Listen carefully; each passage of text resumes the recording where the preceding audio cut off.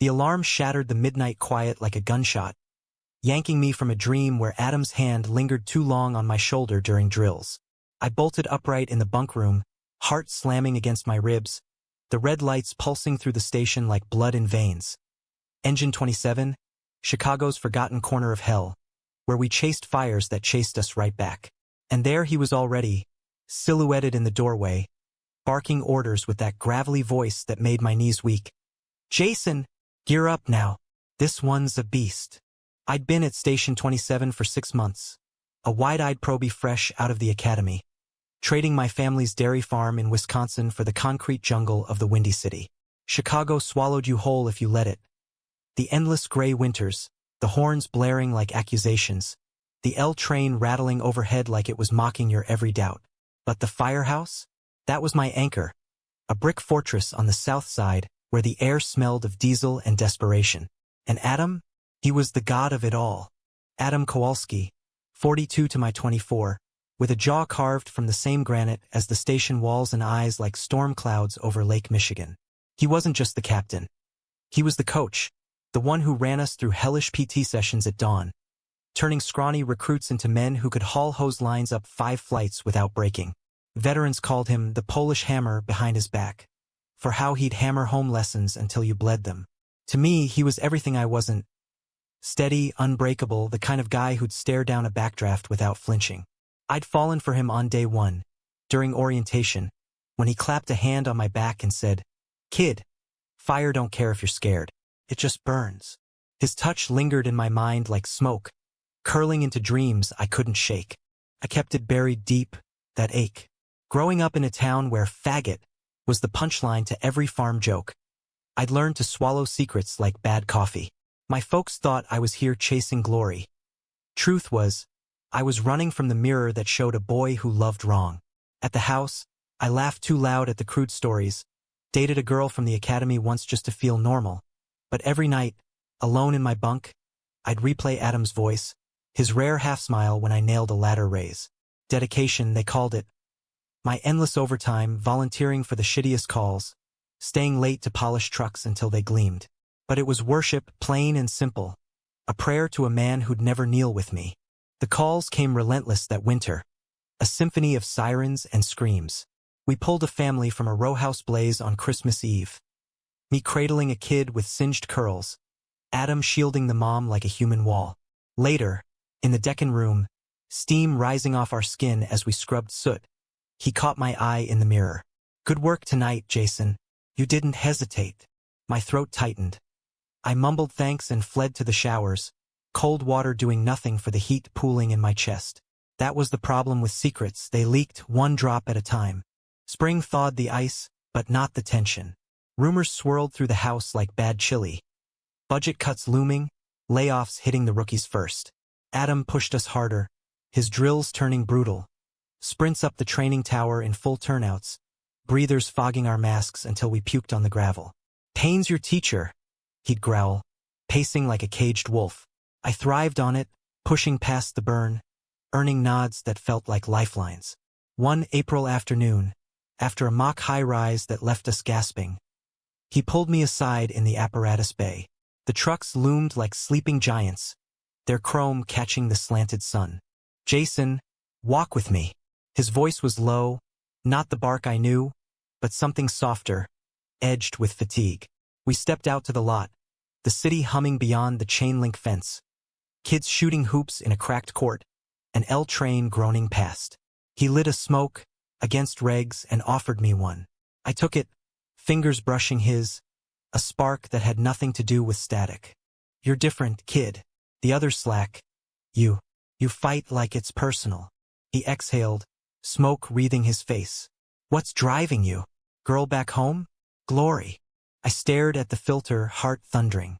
My brain screamed, but his eyes pinned me, gray and searching, and the words clawed out. "It's you, Cap. Always has been." The confession hung there, raw as an open wound, the air thick with exhaust and unspoken ruin. He froze, cigarette dangling. Then, slow as a verdict, he crushed it under his boot. "Christ, Jason, don't." But he didn't walk away. Instead, he stepped closer, voice dropping to a whisper that cut deeper than any blade. You think I haven't seen it? The way you look at me during briefings like I'm the damn son? I've been there, kid, loving from the shadows. It ends one way, burned. My world tilted. He'd known. All those months, the extra drills, the late-night talks over lukewarm Joe. He'd known and let me chase. Relief warred with terror. This was Chicago PD territory if it got out. Careers torched faster than a tenement. But Adam? He was married. Offhand mentions of the wife in stories. A silver band he twisted when stressed. Emily, her name was, a teacher up in Wrigleyville, the kind of woman who baked pies for station barbecues. I'd seen photos on his locker. Them at a Bears game, her head on his shoulder, his arm around her like it belonged. That night, we didn't speak of it. But the shift changed. Stolen glances across the engine bay. His hand grazing mine when passing tools. Electric. Forbidden. After a warehouse call where embers singed my sleeve, he checked me in the ambulance. Fingers lingering on my wrist. Pulse jumping under his touch. Careful, Jason, he murmured. Eyes dark with something that mirrored my hunger. We fell into it slow, like smoke seeping under a door. A brush of lips in the gear room, his breath hot against my neck during a false alarm. It was everything, tender, fierce, the world narrowing to his calloused hands mapping my skin. Whispers of I've wanted this in the dark. But secrets in a firehouse? Their tinder waiting for a spark. May hit like a heat wave, call spiking, tempers fraying. I noticed Adam pulling back. Late for drills, eyes shadowed, snapping at rookies he usually mentored. One muggy night, post-call, I cornered him in the bunk room, the others out grabbing burgers. What's eating you, Adam? Talk to me.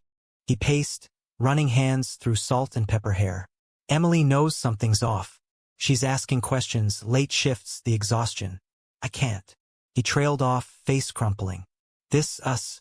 It's the best damn thing since I lost my brother in '09. But it's poison, Jason. For her, for the job. For you. I grabbed his arm, desperation clawing. Then leave her. We fight fires, we can fight this. Stupid. Hopeful words from a farm boy who thought love was tilling soil, not navigating minefields. His laugh was bitter, shattering.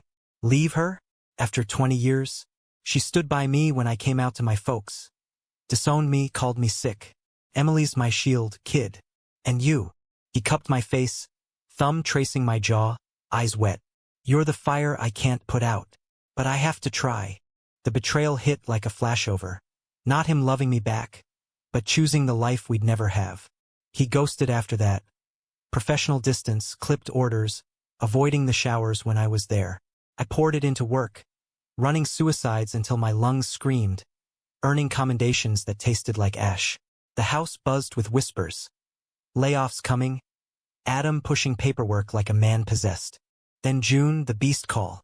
A 5-alarm in Pilsen. An old factory turned squatter's den. Flames licking the sky like vengeful gods. We charged in tandem. Adam leading, me on his 6 air tanks hissing. Radios crackling with maydays. The structure groaned. A beast awakening. And we pushed deeper, searching for stragglers. Clear left. I yelled, but a beam gave way, slamming down like judgment. Pain exploded in my leg. I went down hard, boot pinned under debris, heat closing in like a fist. Jason! Adam's voice cut through the roar, his silhouette bursting from the smoke. He heaved the beam off me, muscles straining, face a mask of soot and fury. Flames danced at our backs, the world an inferno of orange and black. He dragged me free, our masks clinking, breaths sinking in the chaos. In that hell, eyes locked through visors streaked with grime, time fractured. He yanked me up, our bodies crashing together, his gloved hand fisting my collar not to save, but to hold. Can't lose you, he gasped over the comms, voice breaking static. Not like this, not ever. Sirens wailed outside, brothers breaching walls. But in that pocket of fire, he kissed me hard, desperate, through the barriers of gear and fear. It was absolution, apocalypse, the secret spilling into flame. We stumbled out to daylight, medics swarming, the crowd cheering like it was a ball game. My leg throbbed, cracked fibula, but the rail break was in him. Adam, kneeling beside the gurney, helmet off, tears carving tracks in soot as he gripped my hand. "I'm done hiding," he said, loud enough for the crew to hear, the chief pausing mid-order. "For you, Jason. For us." The fallout was biblical. Emily left quiet. A note, a box of his things on the porch, no screams, just the finality of a door clicking shut. The house split. Some brothers clapped shoulders, others muttered about distractions. The chief hauling us into HR for conduct reviews. Layoffs hit anyway, but not me. Adam pulled strings, vouched for my exemplary dedication. We weathered it, 2 against the wind off the lake. Therapy sessions in drab offices where we unpacked closets long locked. Summer faded to fall and Chicago softened. Leaves turning gold along the river. Kids back in school with stories of heroes. Adam moved into my cramped Wicker Park walk-up, his books mingling with my vinyls. Our mornings tangled in sheets that smelled of him. No grand wedding, no parades. Just us, rebuilding from embers. He coaches still, but gentler now, his hand finding mine in the bay when no one's looking. I teach rookies on the side, sharing the truth. Fire tests you, but love forges.